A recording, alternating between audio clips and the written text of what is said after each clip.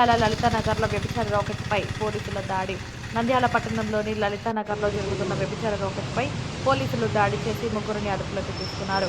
గురువారం ఉదయం 11:30 డీఎస్పీ మందాజావలి సూచనల మేరకు 2వ పట్టణ సీఐ అజ్రర్ బాషా నేతృత్వంలోని సిబ్బంది రైడ్ నిర్వహించారు. ఈ దాడిలో ఒక మహిళా నిర్వాహకురాలు విజల్, మహిళతో పాటు అక్బర్ అలియాస్ మున్నా, రమేష్లను అదుపులోకి తీసుకున్నట్టు సీఐ తెలిపారు. విజల్ మహిళా వాగ్మూలం నమోదు చేయగా నిర్వాహకురాలు సహా మిగతా ఇద్దరిపై కేసు నమోదు చేశామని చెప్పారు. గత నెల రోజులుగా లలితానగర్ పరిసరాల్లోనే వీరు వ్యభిచార బ్రోకరింగ్ చేస్తూ ఉన్నారని దర్యాప్తులో బయటపడింది. పట్టుబడిన మహిళను రక్షణ కేంద్రానికి తరలించగా 2 నిందితులను రిమాండ్కు పంపించనున్నట్లు పోలీసులు పేర్కొన్నారు.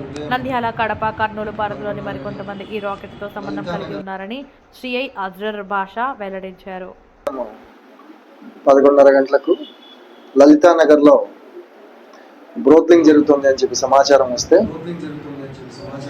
రేడ్ కోసం ఆర్డర్స్ తీసుకొని ఏఎస్పీ దగ్గర రేడ్ చేసి పట్టుకోవడం జరిగింది. ఈడ ఒక ఆర్గనైజర్ లేడీను, ఒక విక్టిమ్ ఉమెన్ దొరికినారు. విక్టిమ్ ఉమెన్ స్టేట్మెంట్ కూడా రికార్డ్ చేయడం జరిగింది. ఆ ఆర్గనైజర్ లేడీతో పాటు ఇంకా 2 కేసులో ఉన్నారు.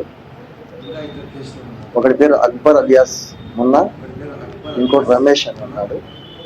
ఈ ముగ్గురు ఈ బ్రోత్లింగ్ అనేది గత నెల రోజుల పైనుంచే ఇక్కడ ఆర్గనైజ్ చేస్తున్నారని చెప్పేసి వాళ్ళ కన్ఫెషన్ స్టేట్మెంట్ తెలిసింది.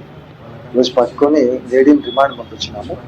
మిగిలిన 2 కూడా అరెస్ట్ చేసి రిమాండ్ పంపిస్తాము.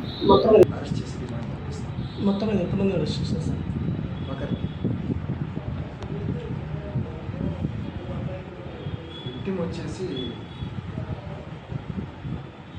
కర్నూలు, ఆర్గనైజర్స్లో లేడీ కర్నూలు, ఇంకో ముద్దాయిది కడప, ఇంకో తండ్రి నంద్యాల. మొత్తం 3 సార్.